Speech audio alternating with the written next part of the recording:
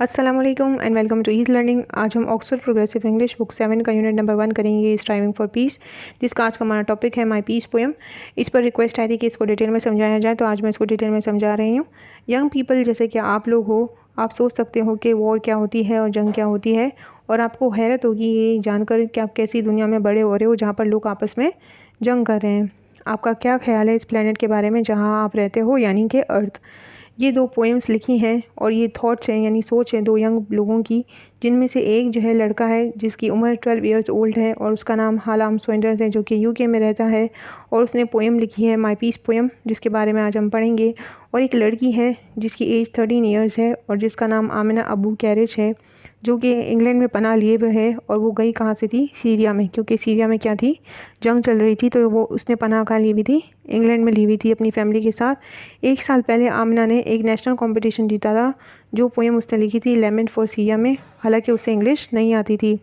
यहाँ पर पीस के बारे में बात हो रही है कि पीस उन लहरों की तरह है जो मिट्टी की गोद में जाकर सुकून महसूस करती हैं। जैसे ही लहरें जो मिट्टी का रेत होती है वहाँ के उसके करीब जाती हैं, तो वो अपना शोर ख़त्म कर देती हैं।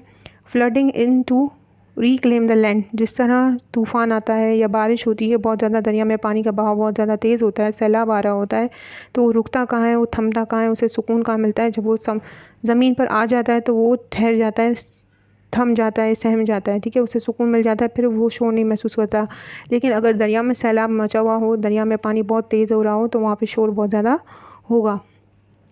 लेकिन उसे सुकून कहाँ मिलता है? उस सैलाब को सुकून कहाँ मिलता है? ज़मीन पर आकर।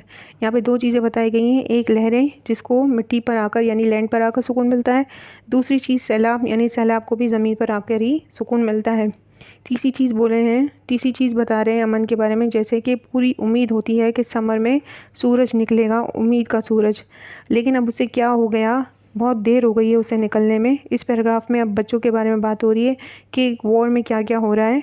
बच्चे रो रहे हैं क्योंकि उन्हें जंग ने घेरे में ले लिया, यानी जंग के गहराव में वो आ गए, वॉर वहाँ पे चल रही है और बच्चे अब रो रहे हैं। उस मुल्क में जहाँ पर बिल्कुल क्लियर, बिल्कुल सब कुछ खामोशी छा गई है। क्यों खामोशी छा गई है? क्योंकि जंग हो रही है, तो हर कोई सहम के बैठा हुआ है और लोग अपने घरों में बंद हैं, जहाँ पर सिर्फ डॉग के भौंकने की आवाज़ आ रही है। नेक्स्ट पैराग्राफ में बता रहे हैं कि पीस, अब अमन क्या होता है, अमन की क्या निशानी है, क्या साइंस है, आपको कैसे फील होगा कि उस एरिया में अमन है। कॉकरेल क्रू की आवाज़ सुबह आती है जब बिल्कुल अमन होता है, जब रात को सब सो जाते हैं, तो सुबह सबसे पहले आवाज़ किसकी आ रही होती है? मुर्गी की आवाज़ होती है, और जिसकी आवाज़ से लोग उठना शुरू होते हैं और फिर चहल कदमी या दूसरी एक्टिविटीज़ इंसान करने लगता है, ठीक है। तो ये निशानी है एक, और जिसके जिसके वजह से क्या होता है, ज़मीन के सब लोग जाग जाते हैं। But oh so long is coming, लेकिन अब ये आवाज़ तो आ नहीं रही है, क्योंकि बॉम्ब की आवाज़, बारिश हो रही है जो है, हर तरफ जंग का माहौल है, तो बॉम्ब्स हर तरफ से आ रहे हैं, तो बॉम्बिंग की आवाज़ आ रही है।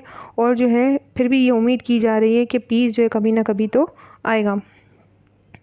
But they will have piece at last, लेकिन उन्हें क्या मिल जाएगा? आखिर में अमन ज़रूर मिल जाएगा। They will know peace once more, उन्हें मालूम पड़ जाएगा कि अमन क्या था, दोबारा से पता चल जाएगा। जैसे कि वापस यही एग्जांपल दे रहे हैं, जैसे कि लहरें मोहब्बत किससे आती हैं? मिट्टी की तरफ, ठीक है, क्योंकि उन्हें भी सुकून महसूस होता है। Rushing in to reclaim the rain, वो शोर करते हुए जो है ज़मीन की तरफ बढ़ती हैं। Like a hope field summer sunrise, जैसे कि उम्मीद होती है हमें समर के सूरज के निकलने की, ठीक है। Peace will harsh the cries, peace जो है अमन उन लोगों को खामोश करा देगा जो जिन्हें सिर्फ ये याद रह गया था कि वो कभी नहीं आएगा, यानी वो ये दिमाग में रखे हुए थे कि जंग का माहौल चलता रहेगा और अमन कभी नहीं आएगा। लेकिन पीस आएगा और उन सब की जो है रोने को बंद करवा देगा, वो सब रोना बंद कर देंगे।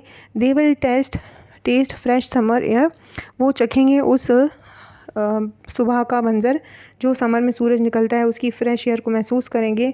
When peace will reign in country, जब पीस की हुकूमत होगी उन मुल्कों में जहाँ पर वॉर ख़त्म हो चुकी है, ठीक है। Wars have ceased at last out there, जहाँ पे वॉर जो है वो ख़त्म हो चुकी।